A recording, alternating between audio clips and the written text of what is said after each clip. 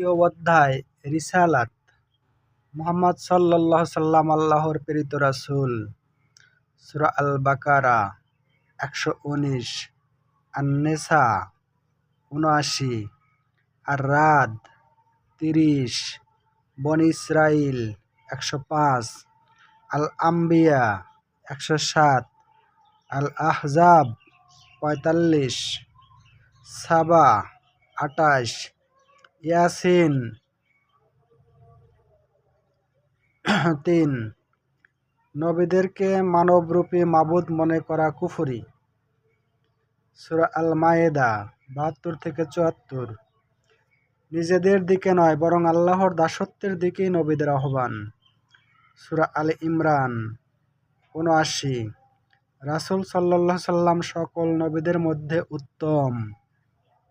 সূরা আল আহজাব ৪০, সাবা ৩৮। রাসূল সাল্লাল্লাহু সাল্লাম এর বিশেষ গুণাবলী।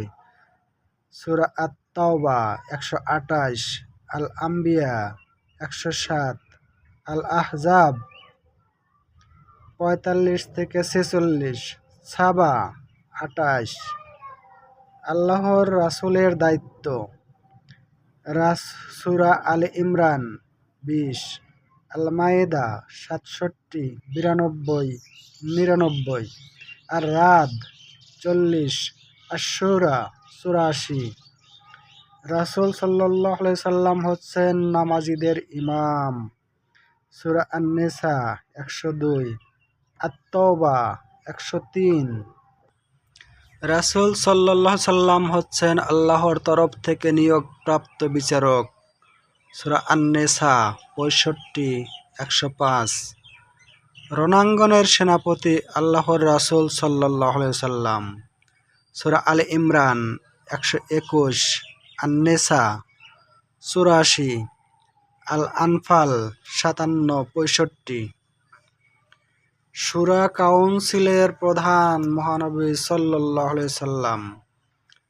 সূরা আলে ইমরান ১৫৯। রাসূল হচ্ছেন সর্বোত্তম চরিত্রের নমুনা। সূরা আলে ইমরান ১৫৯, আত-তাওবা ১২৭, আল-কালাম ৪। রাসূল সাল্লাল্লাহু সাল্লাম ছিলেন শত্রুদেরও কল্যাণকামী। সূরা আল-কাহফ ৬। সকল নবী তার উম্মতের ব্যাপারে সাক্ষী। সূরা আন-নাহল ৮৪-৮৯।